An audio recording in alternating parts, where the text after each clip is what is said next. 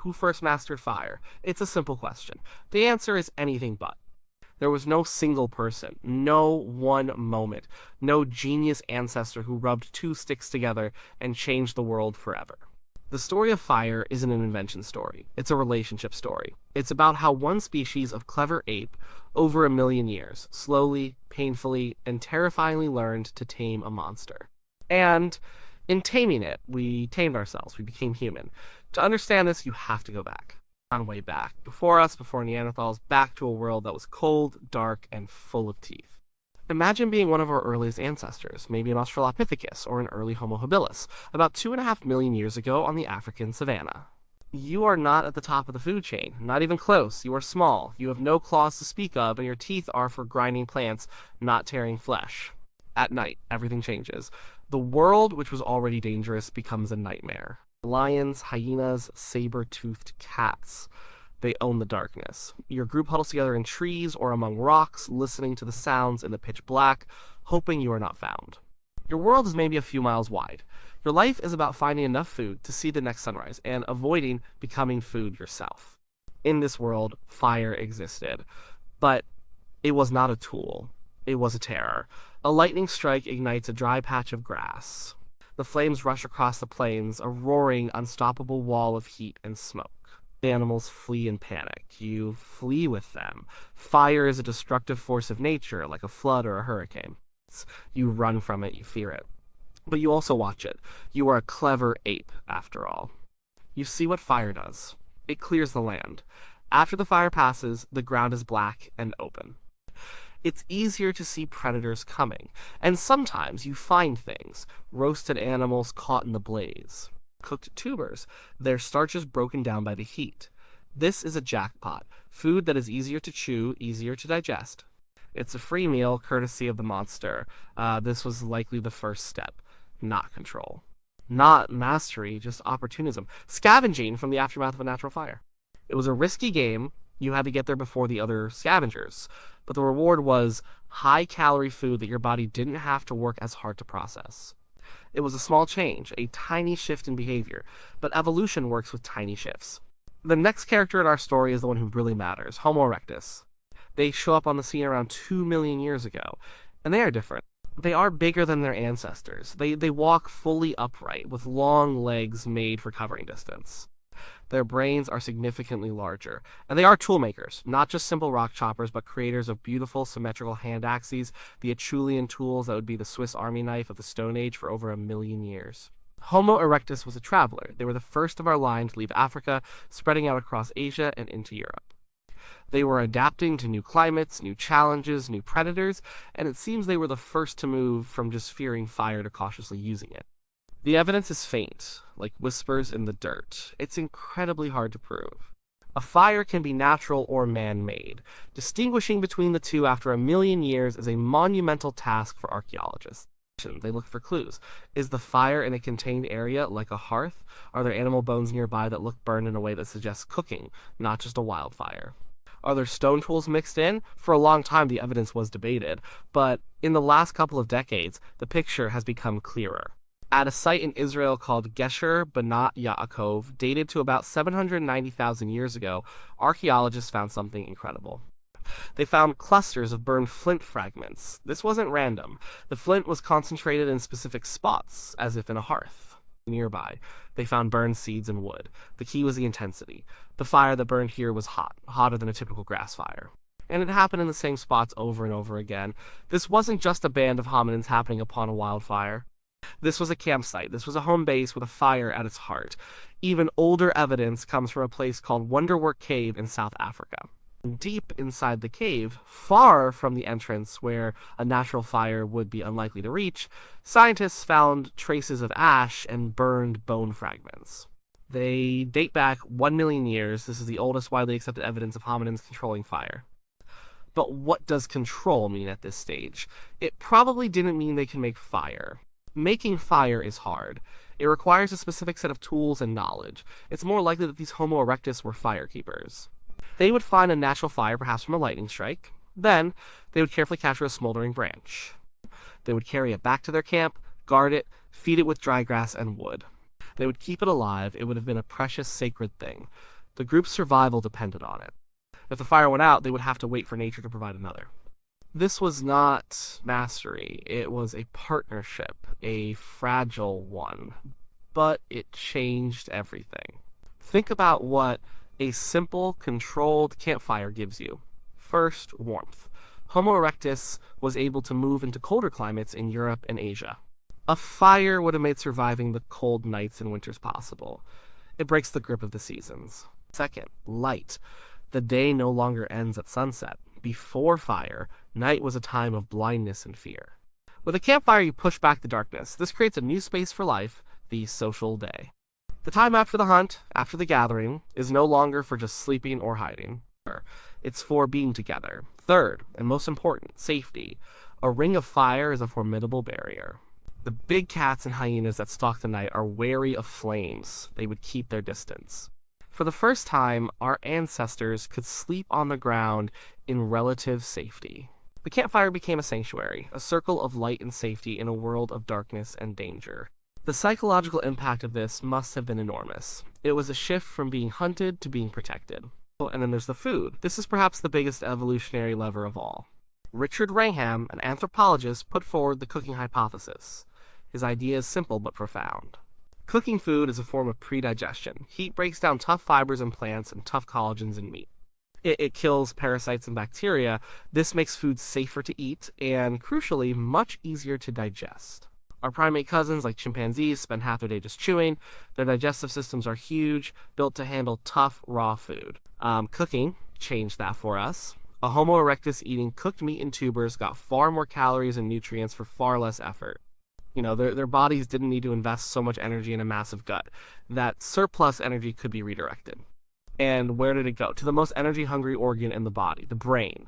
This is the feedback loop that may have made us who we are. Fire leads to cooking. Cooking leads to more energy. More energy leads to bigger brains. Bigger brains lead to better tools, better social cooperation, and better control over fire.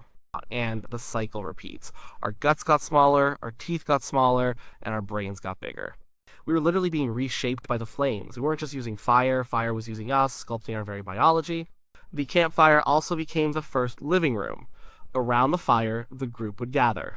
Here, they would share food. This is a big deal. Sharing food builds bonds, creates obligations, and strengthens the group. Around the fire, they would mend tools. They would plan the next day's hunt. And perhaps they would communicate. We don't know when language started, but the campfire seems like the perfect stage for it. In the flickering light, with the predators held at bay, you have time. You have a focal point for the group's attention. Here, you can share knowledge. You can tell stories. You can teach a younger member how to nap a stone tool. The complex social interactions required to maintain a fire, to gather wood, to cook, and share food would have required better communication. The hearth wasn't just a kitchen and a furnace, it was a school and a theater. It's where culture began to simmer. For hundreds of thousands of years, this was the state of play. Homo erectus and their descendants, like Homo heidelbergensis, were fire keepers. They had a powerful tool, but they were still dependent on nature to provide the initial spark. The next great leap would be to become fire makers, to be able to create fire whenever and wherever you needed it. This is an even harder thing to see in the archaeological record. The tools for making fire are often organic. A wooden fire drill, a piece of fungus used as tinder, these things rot away. What we look for are clues like pieces of flint that have been repeatedly struck against a mineral like pyrite. The repeated striking leaves a specific mark, and we find these, but they are much, much more recent. The main contenders for fire making are two groups, the Neanderthals and us, Homo sapiens. Neanderthals lived in Europe and Asia from about 400,000 years ago to 40,000 years ago. For a long time, they were painted as brutish, dim-witted cavemen. We now know that's completely wrong. They were intelligent, sophisticated hunters. They cared for their sick and injured. They buried their dead, and they definitely used fire. Their hearths are found in caves all across Europe. They used it to cook, to stay warm during the ice ages, and even to make tools. They would heat birch bark to produce a sticky tar, a kind of superglue for attaching stone points to wooden spears. This is complex stuff. It requires precise temperature control. But could they make fire on demand? The debate is still raging. Some scientists argue that Neanderthals were still just expert fire keepers. They point to sites where Neanderthals lived, but where there's no evidence of fire, suggesting that if their fire went out, they couldn't just start a new one. Others disagree. They point to the sheer consistency of fire use in many Neanderthal sites. They argue that living through the harsh European ice ages would have been nearly impossible without the ability to make fire reliably. Recently, evidence has emerged of Neanderthal tools that look like they were used as strike-a-lights with pyrite. The case is building that Neanderthals were, at least in some places and at some times, true fire makers.